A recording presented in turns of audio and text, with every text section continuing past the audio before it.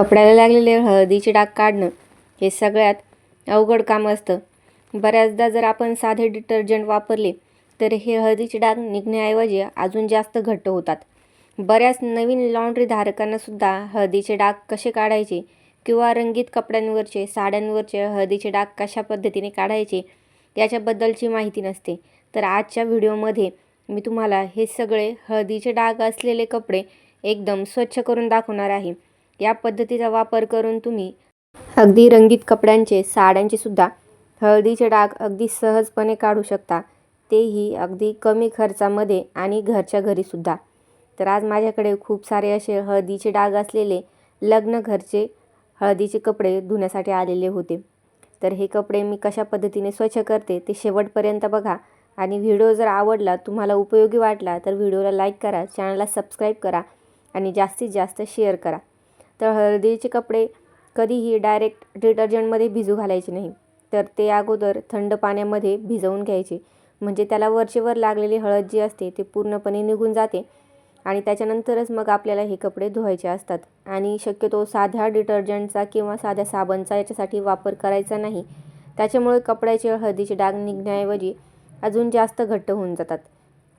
तर इथे आज जेवढे पण कपडे होते ते सगळे कपडे मी इथे फक्त नॉर्मल पाण्यामध्ये भिजवून घेतलेले आहेत. साड्या जरी असल्या तरीसुद्धा त्या साध्या पाण्यामध्ये अगोदर भिजवून घ्यायच्या. तुम्ही पाहू शकता कपड्यांना किती जास्त हळदीचे डाग आहेत. नवरदेवाचे कपडे असावेत, कारण की याचे कॉलर, कफ खूप जास्त खराब होते.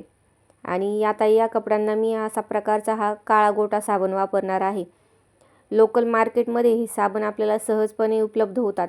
बऱ्याच ठिकाणी या साबणांचा उपयोग भांडे घासण्यासाठी केला जातो, पण या साबणामुळे हळदीचे डागसुद्धा निघण्यासाठी खूप मदत होते. तर आपल्याला फक्त ह्याच साबणाचा वापर करून हे कपडे स्वच्छ करायचे आहेत. कपड्यांना साबण खूप भरपूर लावून घ्यायचा, इतका लावायचा की त्याच्यामध्ये इतका फेस होईल की तो कपडा पूर्णपणे भिजून जाईल. जेवढ्या ठिकाणी डाग आहे तेवढ्या ठिकाणी 2-3 वेळेस चांगला साबण घासून घ्यायचा आहे आणि 5-10 मिनिटासाठी हे कपडे असेच ठेवून द्यायचे आहेत. याच पद्धतीने मी सगळ्या कपड्यांना हा साबण लावून घेत आहे. तुम्हाला जर हे साबण लोकल मार्केटमध्ये भेटले नाहीत तर तुम्ही ऑनलाईन फ्लिपकार्ट किंवा ॲमेझॉनवर सुद्धा काला गोटा या नावाने जर सर्च केले तर तुम्हाला हे साबण तिथे उपलब्ध होतील आणि तुम्ही ऑनलाईनसुद्धा हे साबण ऑर्डर करू शकतात. किलोच्या भावामध्ये हे साबण भेटतात. शक्यतो 80 ते 90 रुपये याप्रमाणे या साबणांचा भाव आहे आणि आपल्या नेहमीच्या डिटर्जंट साबणपेक्षा खूप जास्त स्वस्त आणि उपयोगी हे साबण आहेत. आता या सगळ्या कपड्यांना साबण लावून झालेलं आहे. आता थोड्या वेळासाठी हे कपडे मी असेच भिजू देणार आहे.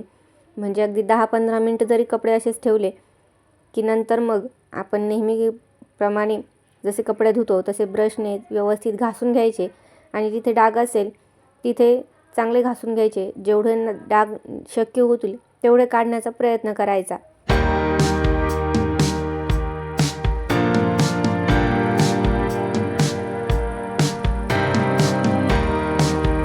आणि कपडे कितीही घासले तर त्याचे सगळे हळदीचे डाग निघतील याची काही गॅरंटी नसते. त्याच्यामुळे जेवढे शक्य होतील तेवढेच कपडे घासायचे, कारण जास्त कपडे जर आपण ब्रश लावला तर मग ते कपडेसुद्धा खराब होण्याची शक्यता असते. त्याच्यामुळे जेवढे आपल्याला शक्य होतील तेवढेच डाग काढायचे, अगदी खूप जास्तसुद्धा घासायचे नाही. तर या पद्धतीने सगळे कपडे मी ब्रशने घासून घेतले. त्याच्यानंतर स्वच्छ पाण्याने खंगाळून मग अशा प्रकारे उन्हात वाळत घातले होते. तरीसुद्धा कपड्याला थोडेफार डाग हे शिल्लक होते, पण काळजी करायचं काहीच कारण नाही. दिवसभर कडक उन्हामध्ये हे कपडे वाळवले की उन्हाने सुद्धा हळदीचे डाग अगदी 100% नाहीसे होतात. 6 hours later.